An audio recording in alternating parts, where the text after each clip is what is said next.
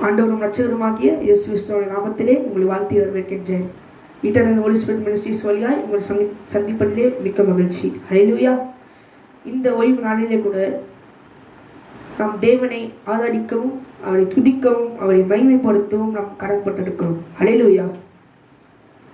தேவன் நம்மை ஒவ்வொருவரையும், இந்த உலகத்தில் உள்ள அனைவரையும், தேவனை தேடுகிறவர்களையும் அவர் ஆசீர்வதித்து அவரை சுகமாய் தங்க பண்ணி இருக்கிறார். ஹல்லேலூயா. இப்பொழுதும் கூட நாம் உபாகமம் 33ஆம் அதிகாரம் 28ஆம் வசனம், இஸ்ரவேல் சுகமாய் தனித்து வாசம் பண்ணுவான், யாக்கோபின் ஊற்றானது தானியமும் திராட்சரசமும் உள்ள தேசத்தில் இருக்கும், அவனுடைய வானமும் பனியை போல் பெய்யும். ஹல்லேலூயா.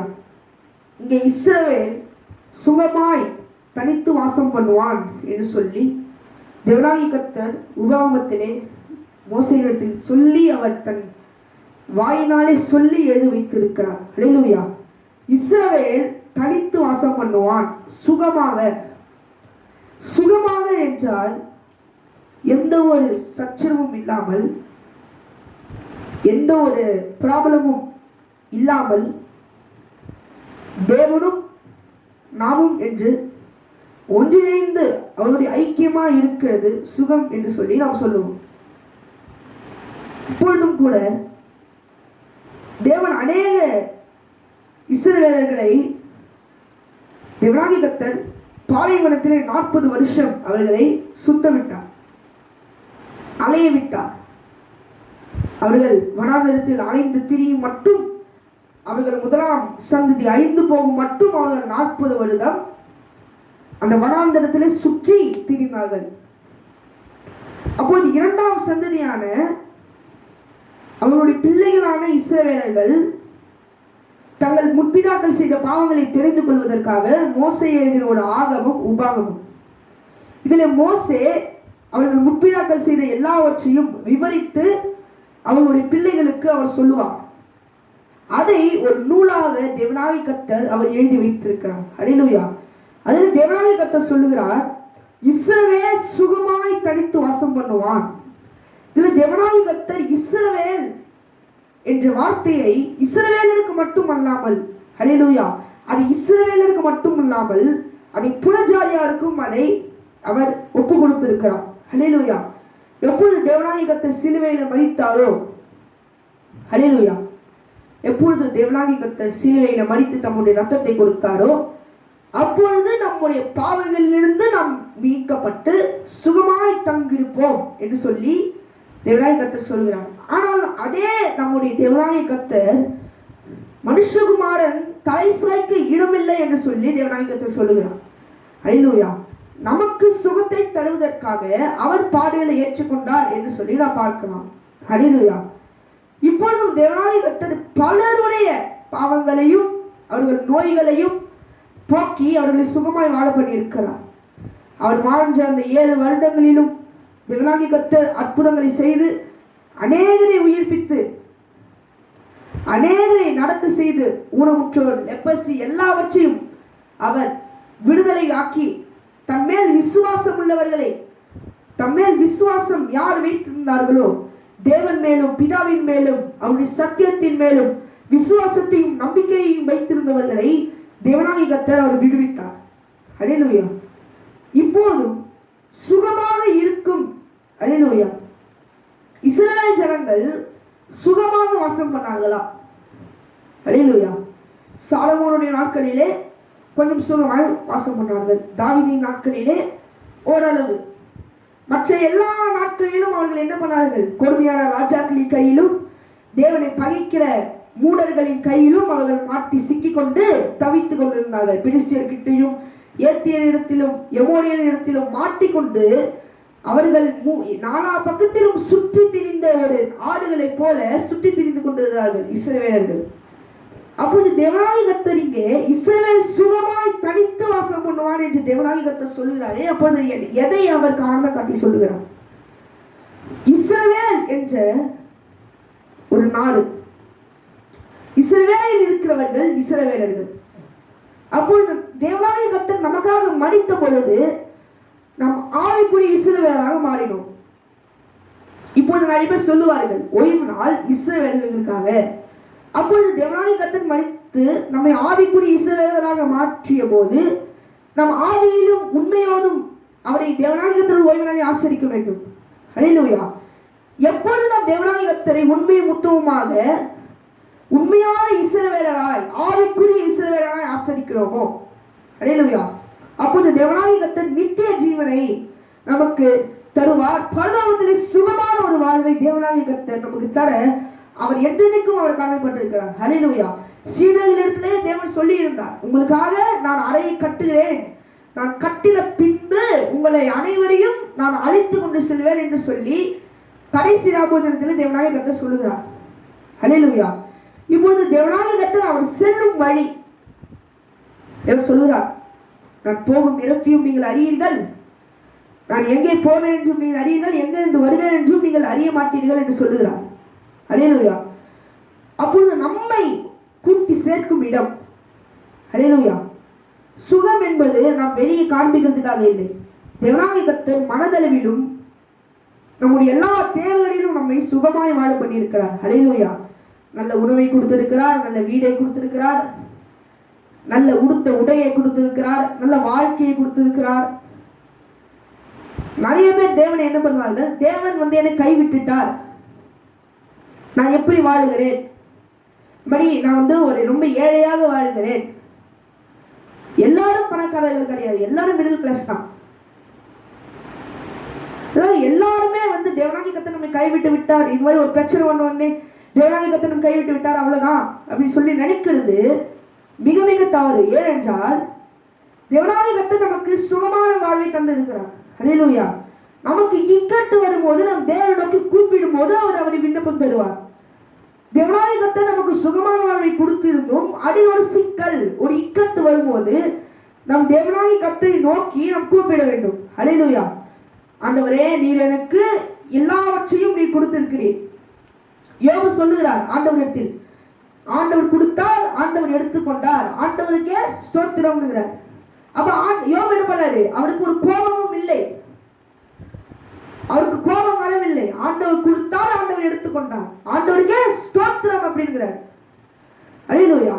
அப்ப யோபு சொல்றார், என்னை இத்தனை வருட காலமாய் சுகமாய் வாழ பண்ணி இந்த உபத்திரவத்தினால் தேவன் என்னை சோதித்தாலும் தேவனாகிய கர்த்தர் இதுவரைக்கும் என்னை சுகமாய் வாழ பண்ணதினாலே உமக்கு ஸ்தோத்திரம். இப்பொழுது அது என்னிடத்தில் இல்லாமல் போனாலும் நீ எனக்கு திரும்பியும் தருவீர் அப்படின்றார். ஹல்லேலூயா. இப்பொழுது ஒரு லாஸ் என்கிறது ஒரு டெம்பரரியானது, கோபம் என்பது ஒரு டெம்பரரியானது. ஹல்லேலூயா. அதே இழப்பு என்பது ஒரு டெம்பரரியானது.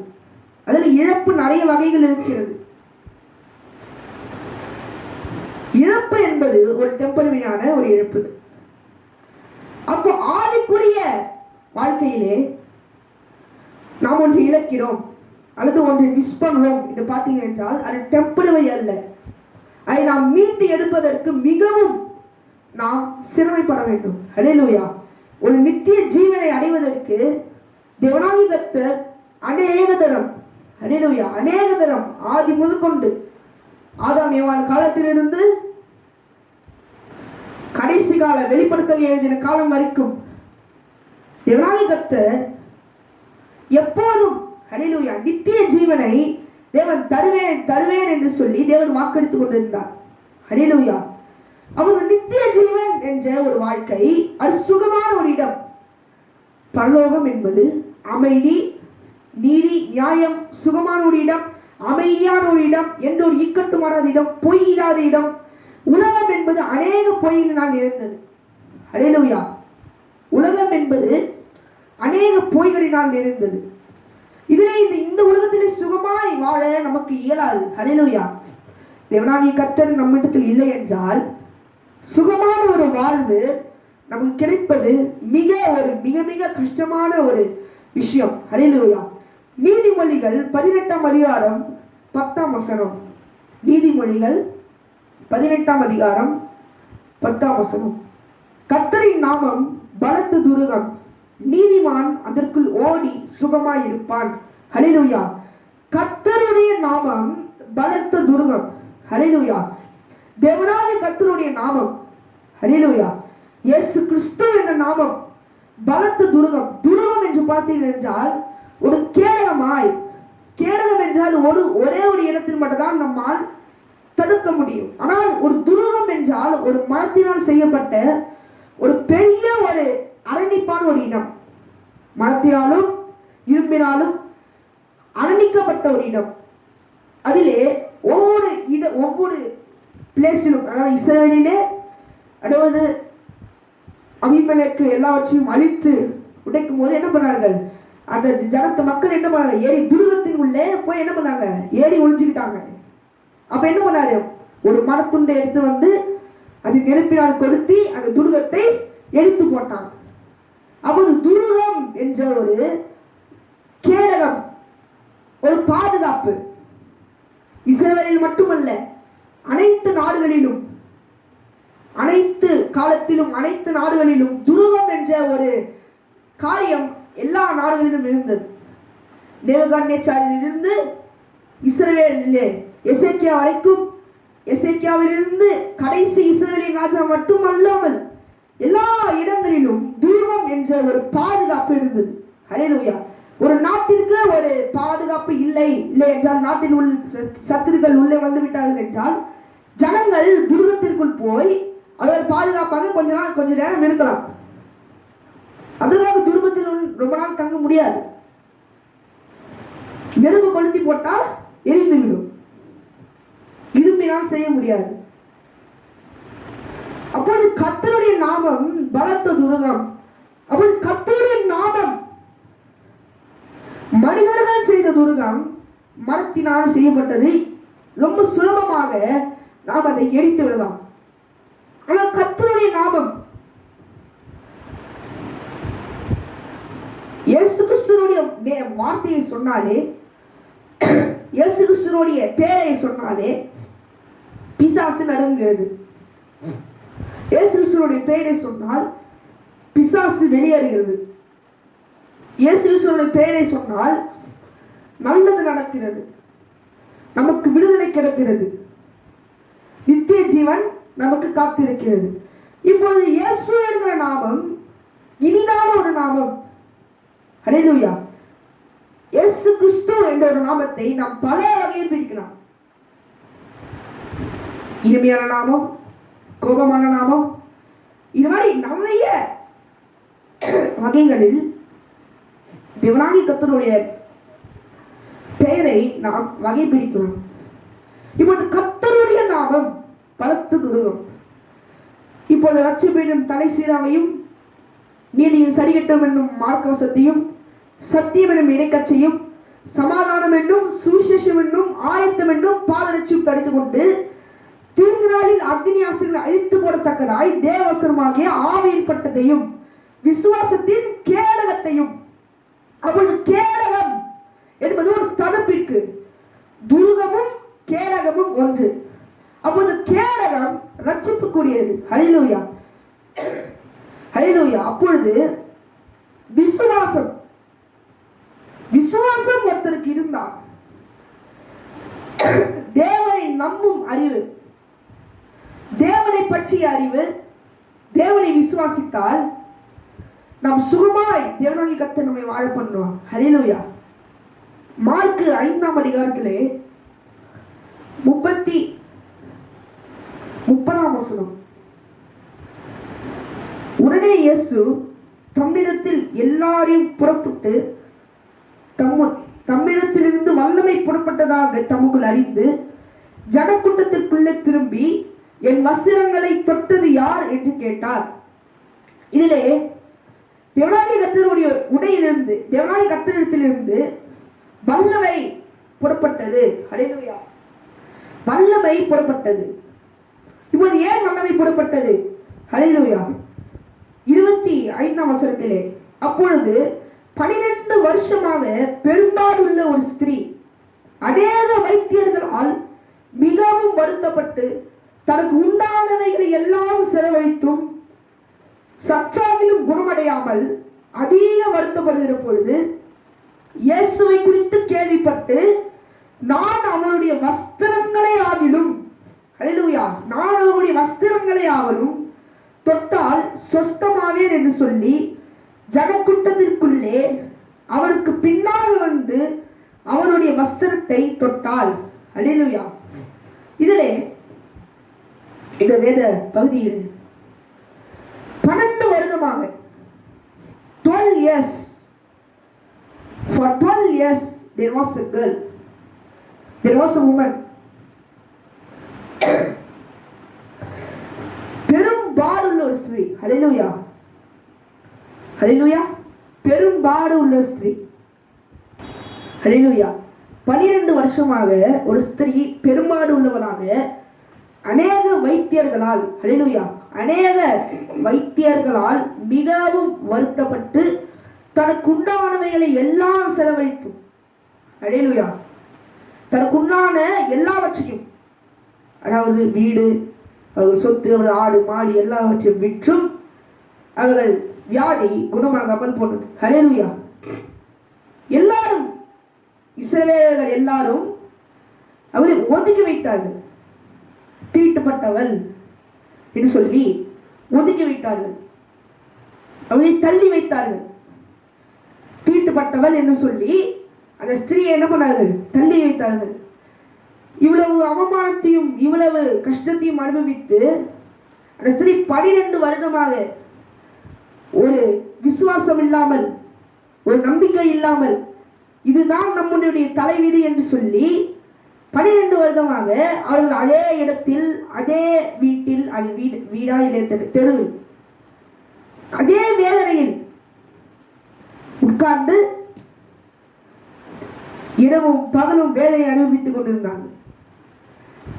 அப்பொழுது விசுவாசம் இல்லாமல் இருக்கும்போது எல்லாரும் கைவிட்டு விட்டார்கள்.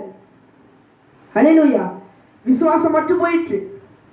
வைத்தியர்கள் எல்லாரும் எங்களால் இதை சரி பண்ண முடியாது என்று சொன்னார்கள். அப்பொழுது இயேசுவை குறித்து கேள்விப்பட்டு, 27ஆம் வசனம், இயேசுவை குறித்து கேள்விப்பட்டு நான் அவருடைய வஸ்திரங்களை ஆகிலும் தொட்டால் சொஸ்தமாவேன் என்று சொல்லி, ஹல்லேலூயா. இப்போ அவனுக்கு தெரியும் இவர்களை தீட்டுப்பட்டவர்கள் என்று சொல்லி தள்ளி வைத்தார்கள். அவர்களை ஒதுத்தார்கள். அவர்களை தள்ளி வைத்து அவர்கள் ஜனக்கூட்டத்திற்கும் இடத்தில் வந்தாலே தீட்டு என்று சொல்லி கல்லெடுத்து அடிப்பதும் இதுபோன்ற பல காரியங்களை செய்து அவர்களை தள்ளி வைத்தார்கள். இப்போ இருக்கும்போது இயேசு கிறிஸ்து என்ற ஒருத்தர் இருக்கிறார், அவர் என்னை குணமாக்குவார், என் பாடுகளிலிருந்து அவரை நீக்குவார் என்று சொல்லி தேவனாயகத்தை விசுவாசித்து ஜனங்கள், நான் ஆண்டவரை பார்க்க போனால் எவ்வளவு ஜனங்கள் இருக்கும் என்று அந்த ஸ்திரீக்கு தெரியும். அவர்களை எப்படி பார்த்தாலும் பரவாயில்லை, நான் போய் என் ஆண்டவரத்தில் சுகத்தை பெற்றுக்கொள்வேன் என்று சொல்லி அவங்க எப்படி போய் ஆண்டவரை பார்த்திருப்பார்கள்? அங்கேயும் போட்டிருக்குது, இயேசு கிறிஸ்துவை சுற்றிலும். ஹல்லேலூயா. 31ஆம் வசனம், அவருடைய சீஷர்கள் அவரை நோக்கி, திரளான ஜனங்கள் உம்மை நெருக்கி கொண்டிருக்கிறதை நீ கண்டும் என்னை தொட்டது யார் என்று கேட்கிறீரே என்றார்கள். அவர்கள் திரளான ஜனங்கள் என்ன பண்ணியிருக்கிறார்கள்? மிக்க இயேசு கிறிஸ்துவை போட்டு நெருக்கி கொண்டிருக்கிறார்கள். நெருக்கிறது என்றால் ஒரு எறும்பும் ஒரு பூனையும் சண்டை போடுகிறது போல, பூனை எறும்பை நசுகிறது போல இயேசு கிறிஸ்துவை என்ன பண்ணி கொண்டிருந்தார்கள்? நசுக்கி கொண்டிருந்தார்கள். நாலா பக்கத்திலும் ஜனங்கள். இந்த சிச்சுவேஷனிலே இந்த ஸ்திரீ எப்படி உள்ளே வந்து ஆண்டவருடைய வஸ்திரத்தை பிடிக்க முடியும்? ஹல்லேலூயா. ஆண்டவருக்கே ஏற்கனவே தெரியும் இந்த ஸ்திரீ வருவார்கள், என் வஸ்திரத்தை தொடுவார்கள், சுகத்தை பெறுவார்கள் என்று தெரியும். ஆனாலும் கேட்கிறார், யார் என் வஸ்திரத்தை தொட்டது என்று கேட்கிறார். ஆனா இன்னவங்களுக்கெல்லாம் எப்படி இருக்கும்? சிரிப்பு வந்திருக்கும். என்னடா இவரு பக்கத்தில் இத்தனை பேர் இவரை சாவடிக்கணுமா நெருக்கினுக்கிறாங்க, இவர் யார்கிட்ட தொட்டதுன்னு கூலா கேட்கிறாருன்னு சிரித்தார்கள்.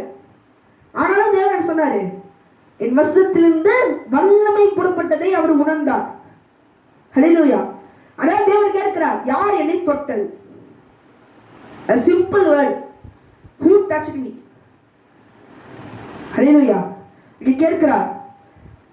தன்னிடத்தில் சம்பவத்தை அறிந்த அந்த ஸ்திரீயானவள் பயந்து நடுங்கி அவர் முன்பாக வந்து விழுந்து உண்மை எல்லாவற்றையும் அவருக்கு சொன்னாள். அப்பொழுது அந்த ஸ்திரீ எப்படி வந்திருப்பார்கள்? அவ்வளவு கிரௌடா இருக்கிறது, அதுவும் அந்த ஸ்திரீ தீட்டுப்பட்டவள் என்று எல்லாருக்கும் தெரியும். அவ்வளவு கிரௌட் இவன் ஸ்திரீ எப்படி உள்ளே வந்து அவள் வஸ்திரத்தை தொட்டிருப்பார்கள்? தவழ்ந்து ஒவ்வொரு மனிதனுடைய கால் ஓட்டைக்குள்ளேயும் போயிட்டு எப்படி எல்லாம் போக முடியுமோ அவர் எப்படி பார்த்தாலும் சரி, நான் போய் my target is to touch my Jesus cloth, என் இயேசுவினுடைய துணியின் ஓரத்தை நான் தொட வேண்டும் என்று சொல்லி அவன் என்ன பண்ண நெளிந்து நெளிந்து என்ன பண்ணிருப்பாங்க போயிருப்பாங்க. ஏன்னா அவங்க இங்கே போயிருக்க முடியாது. ஏன்னா தீட்டு தீட்டுன்னு என்ன பண்ணிருப்பாங்க, அடிச்சு கல்லால் அடிச்சு அந்த நேரத்தில் கொண்டு இருப்பாங்க. அவர்கள் நெளிந்து நெளிந்து ஒரு வழியாக வஸ்திரத்தை தொட்ட பிறகு ஹல்லேலூயா அவர்களுக்கு சுகம் வந்தது. அவர்கள் என்ன நினைத்து விட்டார்கள், எனக்கு சுகம் வந்து விட்டது சொன்ன. ஆனா ஆண்டவர் கேட்கிறார், யார் என்னை தொட்டது அப்படின்னு. கேட்டோடனே ஸ்திரீக்கு என்ன வந்துருச்சு, பயம் வந்துருச்சு. ஏன்னா அவனோட தீட்டு ஸ்திரீ என்று இஸ்ரவேல் எல்லாரும் அறிவார்கள், அந்த இடத்தில் இருக்கிறவங்க எல்லாரும் அறிவார்கள். இப்பொழுது நான் வந்து இவன் வஸ்திரத்தை தொட்டுட்டேனே, இப்ப அவரும் இயேசு கிறிஸ்துவும் தீட்டாய் விட்டார் என்று சொல்லி மற்றவர்கள் எல்லாரும் என்னை என்ன பண்ணுவாங்க, திட்டுவார்கள், அடிப்பார்கள், கொண்டு விடுவார்கள் என்று சொல்லி அவர்கள் மறைக்கவில்லை. என்ன பண்ணார்கள், நடுங்கி உண்மையை சொன்னார்கள். இயேசுவா கிட்ட என்ன வந்தார், உண்மை எல்லாவற்றையும் சொல்லி ஆண்டவர் என்ன சொல்லுகிறார், அவர் அவளை பார்த்து 34ஆம் வசனம், அவர் அவளை பார்த்து, மகளே உன் விசுவாசம் உன்னை ரட்சித்தது, நீ சமாதானத்தோட போ, உன் வேதனை நீங்கி சுகமாயிரு என்றார். ஹல்லேலூயா. தேவனாய் சொல்லுகிறார், உன் வேதனை நீங்கி, நீ காலையை மிருகம் படுகிற இந்த வேதனையை விட்டு நீ நீங்கி நீ சுகமாயிரு என்று சொல்லி, உன் வேதனை நீங்கி சுகமாயிரு, அதோட சமாதானத்தோட போ என்று சொல்லி தேவனாய் இங்க சொல்லுகிறார். ஹல்லேலூயா. அப்பொழுது சமாதானத்தோட கூட சுகமாயிரு என்று தேவனாய் கர்த்தர் சொல்லுகிறார். அதாவது இவ்வளவு பாடுகளையும் இத்தனை வருஷம் நெருங்கப்பட்ட நெருக்கலையும் இத்தாண்டு நீ உண்மையை சொன்னபடினாலே உன் விசுவாசம் உன்னை ரட்சித்தது என்பது போல, மகளே உன் விசுவாசம் உன்னை ரட்சித்தது. ஹல்லேலூயா.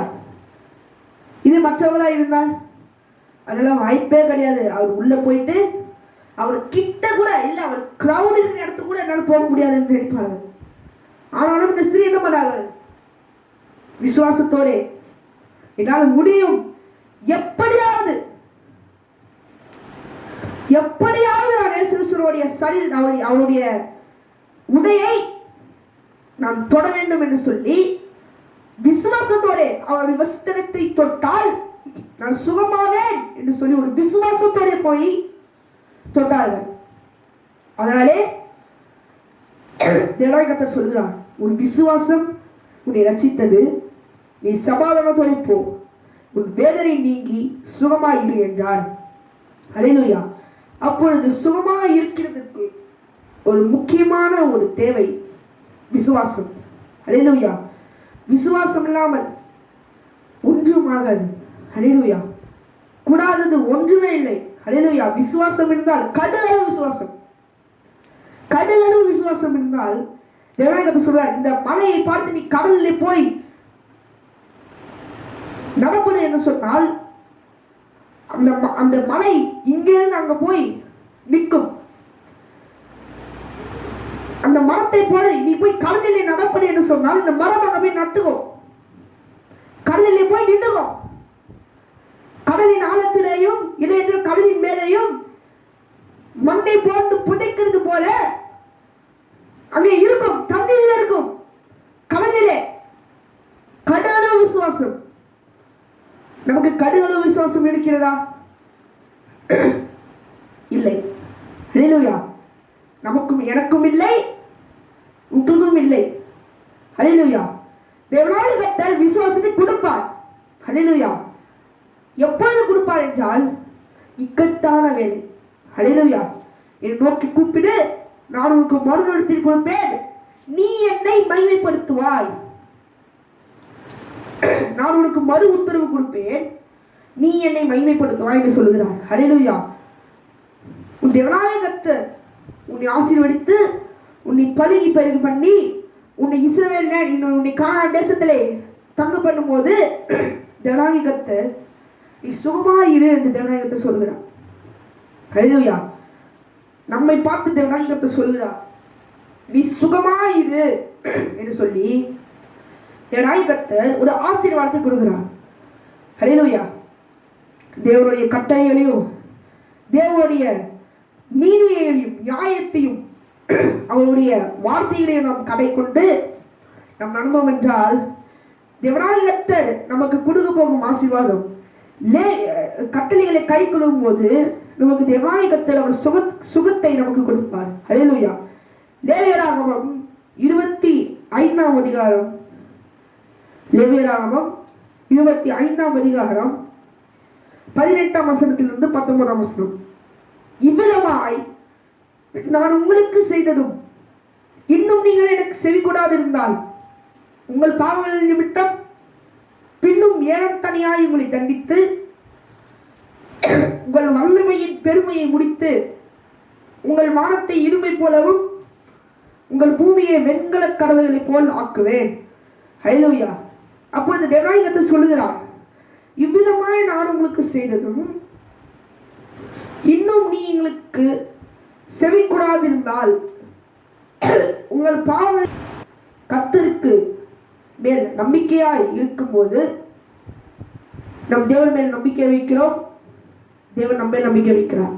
ஹல்லேலூயா. கர்த்தரை நமக்கு ஒரு காலம் குறைவில்லை. ஹல்லேலூயா. ஆண்டவரை தேடுகிறவர்களுக்கு ஒரு நன்மையும் குறைவுபடாது. ஹல்லேலூயா. சங்கீதம் 4ஆம் அதிகாரம் 8ஆம் வசனம்.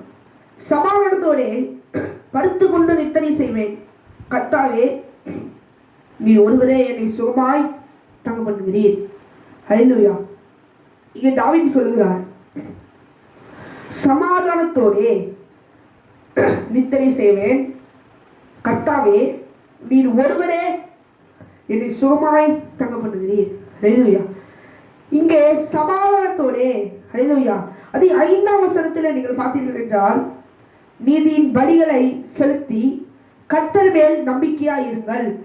தாவீது நீதியின் பலிகளை செலுத்தி கர்த்தரின் மேல் நம்பிக்கையாய் இருங்கள் என்று சொல்லி தாவீது சொல்லுகிறார்.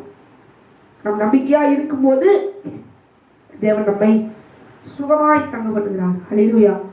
சுகமாக, சமாதானமாக, சுகம் மற்றும் அனைத்து வகையான ஆசீர்வாதங்களை தேவனாகிய கர்த்தர் நமக்கு தருவார். ஹல்லேலூயா. நாம் வைக்க வேண்டியது தேவன் மேல் நம்பிக்கை மற்றும் விசுவாசம். ஹல்லேலூயா. கர்த்தருக்கு நாம் பிரியமாக இருக்க வேண்டும். ஹல்லேலூயா.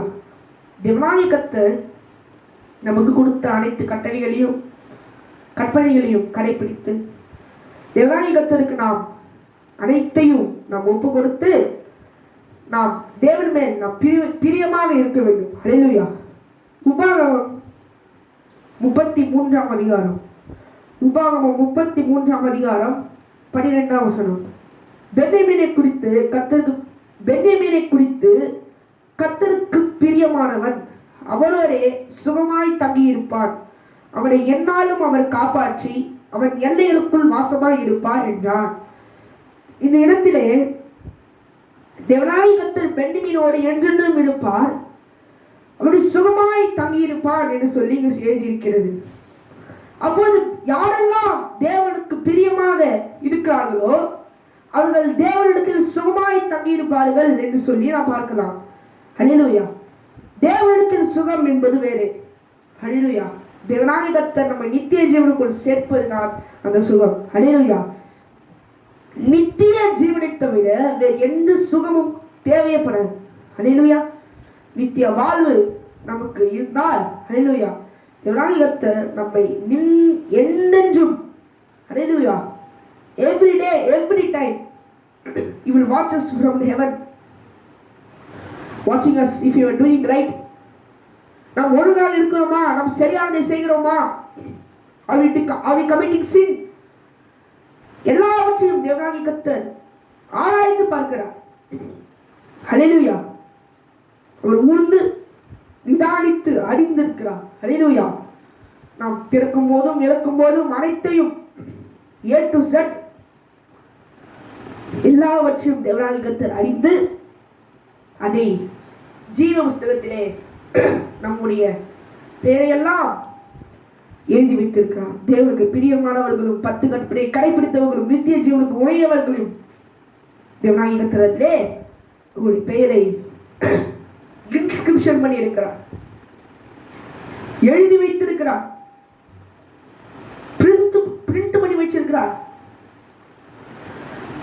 தேவனாகிய கர்த்தர் நம் பூமியில் செய்யும் அனைத்து காரியங்களையும் எழுதி அனைத்தையும் ரெக்கார்ட் பண்ணி வச்சிருக்கிறார். ஹல்லேலூயா. கர்த்தரை நம்பி கர்த்தரை பாடி அவரை ஆராதித்து அவர் ஒருவரே தேவன் என்று சொல்லி நாம் அவரை ஆராதித்து அவரை மகிமைப்படுத்தி அவருக்கு ஜெபித்து, தேவனாகிய கர்த்தாவே எனக்கு சுகத்தை தாரும், தேவனாகிய கர்த்தாவே எனக்கு இருக்கிற எல்லா பலத்தையும் பலவீனத்தையும் குறைகள் எல்லாவற்றையும் தேவனாகிய கர்த்தர் நீர் அறிந்திருக்கிறீர். ஹல்லேலூயா. ஒரு கோலும் தடியும் என்னை தேற்றும். ஹல்லேலூயா. அப்படி சத்துருக்களுக்கு முன்பாக எனக்கு ஒரு பந்தையை ஆயத்தப்படுத்தி என்னையால் என் அபிஷேகம் பண்ணுகிறீர் என்று சொல்லி தேவனாகிய தாவீது சொல்லுகிறார். இந்நேரத்தில் கூட நாம் ஜெபிக்க வேண்டும். ஹல்லேலூயா.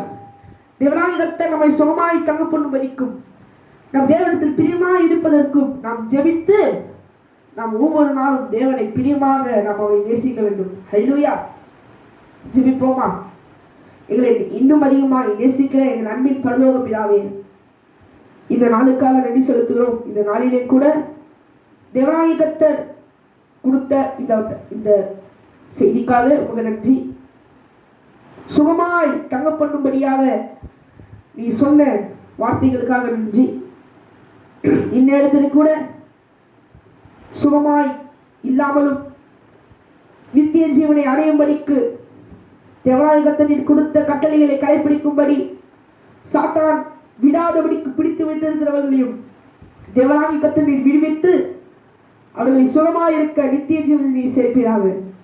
ஹல்லேலூயா. பாதாளத்தில் அவர்கள் பிசாசினாலே வாடிக்கப்படாதபடிக்கும் தேவனாகிய கர்த்தர் அவர்கள் செய்த நன்மைகள் தீமைகள் எல்லாவற்றையும் நீர் அறிந்திருக்கிறீர். ஹல்லேலூயா. உம்முடைய கோலும் தடியும் ஹல்லேலூயா என்னையும் அவர்களையும் என்றென்றும் சேர்ற்றும். ஹல்லேலூயா. அதை நீரே அறிந்திருக்கிறீர். ஹல்லேலூயா. உம்முடைய கோலும் தடியும் ஹல்லேலூயா எங்களை தேற்றுகிறது என்றது எங்கள் அனைவருக்கும் தெரியும். ஹல்லேலூயா. இயேசப்பா, இப்பொழுதும் கூட இந்த செய்தியை பார்க்கிறவர்களையும் இதை கேட்கிறவர்களையும் தேவனாகிய கர்த்தரின் ஆசீர்வதிப்பீராக. அவர்களை நீ சுகமாய் தங்க பண்ணுவீராக. கர்த்தரை செயலற்றுபடியாக நன்றி செலுத்துகிறோம். அவர்கள் வீடையும் அவர்கள் தங்கியிருக்கிற அனைத்து இடங்களையும் அவர்கள் போக்கிலும் வரத்திலும் தேவனாகிய கர்த்தர் நீர் தூதர்களை நிறுத்துவீராக. சத்துருக்களுடைய கை அவர்களில் படாதபடிக்கும் நித்திய ஜீவனை சுகமாய் அவர்கள் அனுபவிக்கும்படியாக தேவனாகிய கர்த்தர் கிருபை செய்வீராக. கர்த்தரை செயல்படுத்தும்படியாக நன்றி செலுத்துகிறோம். துதிகர மகிமை யாவும் உமக்கே செலுத்துகிறோம்.